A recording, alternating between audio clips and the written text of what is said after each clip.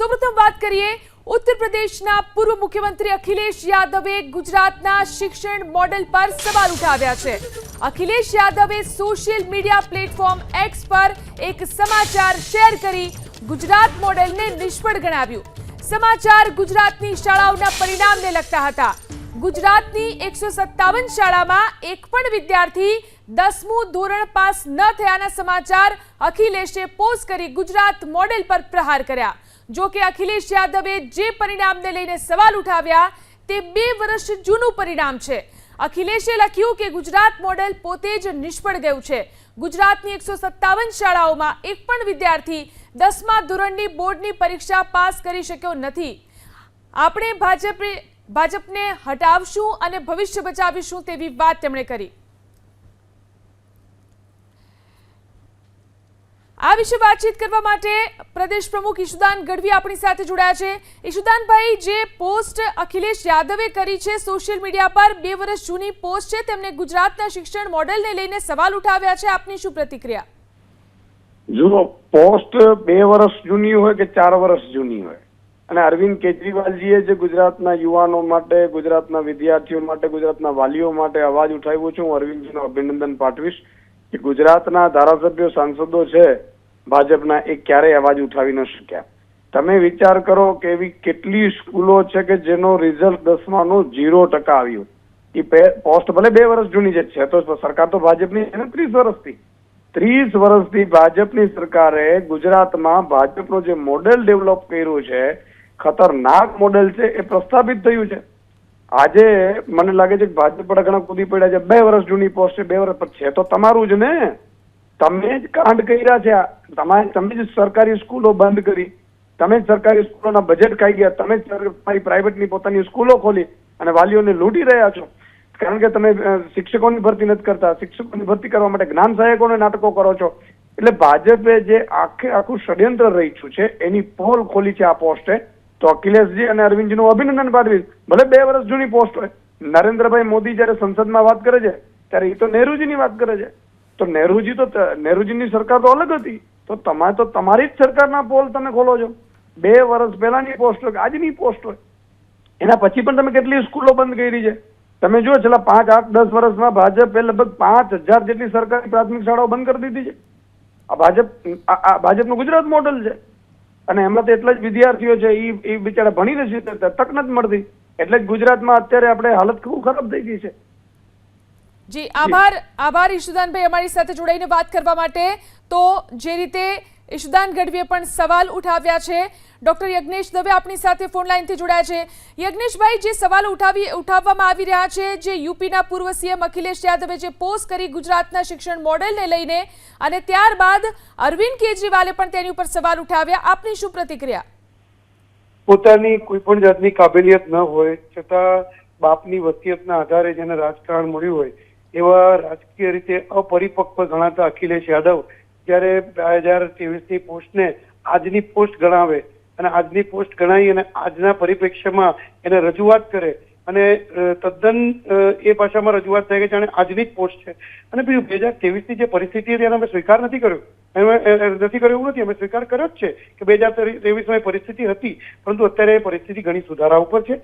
બીજું કે એ અખિલેશ યાદવની એ પોસ્ટને જોઈ એટલે કહેવાય કે એક મૂર્ખો પોતે મૂર્ખામી કરે અને બીજો મૂર્ખો એ મૂર્ખામીને આગળ વધારે, એવી રીતે કેજરીવાલે એ મૂર્ખામીને આગળ વધારી અને કેજરીવાલે મૂર્ખામીને આગળ વધારી એ જોઈ અને એમના જે ચેલાઓ છે, ઈશુદાનભાઈ હોય કે ગમે તે હોય, એ તરત ચાલુ પડી ગયા કે ના અમારા કેજરીવાલ બોલ્યા એટલે ભગવાન બોલ્યા। મારે ઈશુદાનભાઈને કહેવું છે કે તમે હજી એન્કર તરીકે કે જે ભૂમિકા છે એમાંથી બહાર આવો અને રાજકીય પરિપક્વ બનો, અને કોઈ પણ જાતની પોસ્ટ હોય એની કોઈ મર્યાદા હોય કોઈ હોય, અને એ પ્રમાણે તો પછી એને બચાવવા માટે આ તો જૂની છે પણ તમારી છે, આ છે તે છે, આ પ્રમાણેની લીપાપોતી કરવી એ તમારા જેવા એ વ્યક્તિને નથી પોસાતું, કારણ કે તમે અત્યારે હાલ ગુજરાતના રાજકીય પક્ષના, ભલે પક્ષનું નામ ભૂસાઈ ગયું છે પણ એ ભૂસાઈ ગયેલા પક્ષના પણ તમે પ્રમુખ છો, એટલું તમારે વિચાર કરવો જોઈએ। એટલે એ વિચાર કરીને કોઈ પણ જયારે નિવેદન આપે ને ત્યારે એક પરિપક્વ નિવેદન આપવું જોઈએ અને પછી પોતાના નિવેદનને ફેરવી વાળવું ન જોઈએ, એવું મારું એમનું કહેવું છે। પરંતુ ગુજરાતની અંદર એ જે અખિલેશ યાદવે જે પોસ્ટ કરી એ પોસ્ટ પછી તમે જુઓ તો 157 પછી ગત વર્ષે એ 70 શાળાઓ હતી અને આ વર્ષનું તો હજી પરિણામ જ નથી આવ્યું। 2025નું પરિણામ આવ્યું હતું અને પછીની તમે 2025 ના પરિણામની સમીક્ષા કરો, અમને કોઈ વાંધો નથી. ભારતીય જનતા પાર્ટી પૂરી પારદર્શકતાથી દરેક પરિણામો હોય એને સ્વીકારે છે અને દરેક પરિણામોને સ્વીકારી અને એને કેમ કરીને સુધારવા એના માટે પ્રયત્નશીલ બને છે. એટલા જ માટે ગુજરાતની જનતા હોય કે ભારતની જનતા હોય એ ભારતીય જનતા પાર્ટીને પસંદ કરતી આવી છે. જી આભાર યજ્ઞેશભાઈ, અમારી સાથે જોડાઈને વાત કરવા માટે.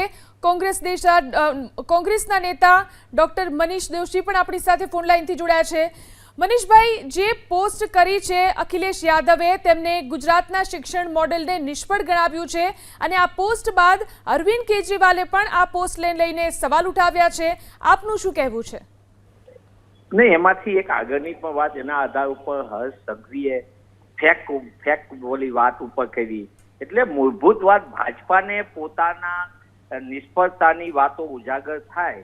આ પરિણામ તો ગુજરાતનું જ હતું, એક સમયનું, અગાઉનું હતું, જૂનું. તો 60 વર્ષ પહેલા જવાહરલાલ નહેરુ વિશેની વાતો ગમે તેવી ખોટી કરવી, જૂઠાવું ફેલાવવું, એ મોડેલ તો ભાજપાએ શરૂ કરેલું.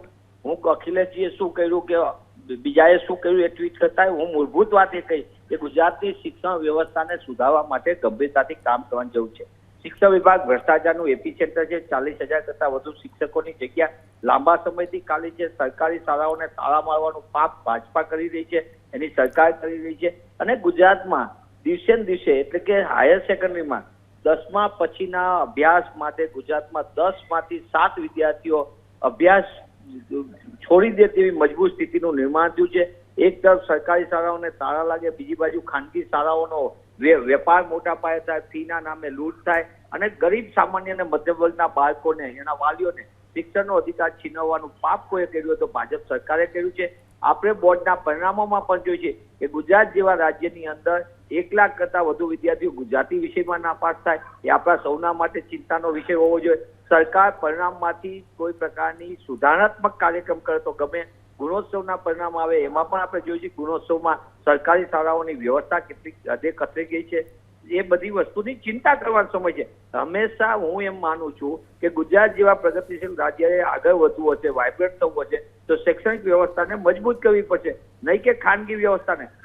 સરકારી શાળાઓના ભોગે ખાનગી શિક્ષણ વ્યવસ્થાને મોટા પાયે લૂંટના લાયસન્સ આપે કેટલા અંશે વ્યાજબી? આપ સૌના માટે ચિંતાનો વિષય છે. જે બિલકુલ આભાર મનીષભાઈ, અમારી સાથે જોડાઈને વાત કરવા માટે. કોંગ્રેસ નેતા હેમાંગ રાવલ પણ આપણી સાથે આ વિશે વાત માટે જોડાયા છે. હેમાંગભાઈ, જે રીતે યુપીના પૂર્વ સીએમ અખિલેશ યાદવે ગુજરાતના શિક્ષણ મોડેલને નિષ્ફળ ગણાવ્યું છે, સવાલ ઉઠાવ્યા છે, આ સાથે જ અરવિંદ કેજરીવાલે પણ આ પોસ્ટને લઈને સવાલ ઉઠાવ્યા છે. આપની શું પ્રતિક્રિયા? બિલકુલ, અમે તો ગુજરાત કોંગ્રેસ વર્ષોથી ગુજરાતના શિક્ષણની જે ગુજરાત સરકાર દ્વારા અધોગતિ કરવામાં આવેલી છે એના માટે વારંવાર ઉઠાવતા હોઈએ છીએ પ્રશ્ન. આપ બધાને ખબર છે કે ભારતની અંદર બંધારણની અંદર શિક્ષણ અને આરોગ્ય એ સરકારોની જવાબદારીમાં હોય છે, પરંતુ ગુજરાત સરકારે શિક્ષણની જે પ્રમાણે ગોળ ખોદી નાખી છે. આ રિઝલ્ટની વાત તો બિલકુલ સાચી છે, છતાં પણ ગુજરાતની અંદર આજે જે શાળાઓ છે, શાળાઓની અંદર શિક્ષકો નથી. શિક્ષકો પણ એમને કોન્ટ્રાક્ટ ઉપર રાખી દીધા છે.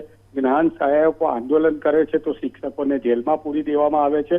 એક મહાન ચિંતકે કહ્યું છે કે તમે છત સોનાની કરાવી દેશો પણ સારા શિક્ષકો તમે નહીં આપી શકો. આજે તમે ગુજરાતના શિક્ષકોને ચૂંટણીનું કામ સોંપવામાં આવે છે, ગુજરાતના શિક્ષકોને તીડ ભગાડવા મોકલવામાં આવે છે, ગુજરાતના શિક્ષકોને કોરોનાની અંદર સ્મશાનમાં લાશો ગણવા મોકલવામાં આવે છે, લગ્ન સમયે થાળીઓ ગણવા મોકલવામાં આવે છે. આ બધા કામ કરે છે ત્યારે કઈ રીતે ગુજરાતની અંદર એ લોકો બાળકોને શિક્ષણ આપી શકે?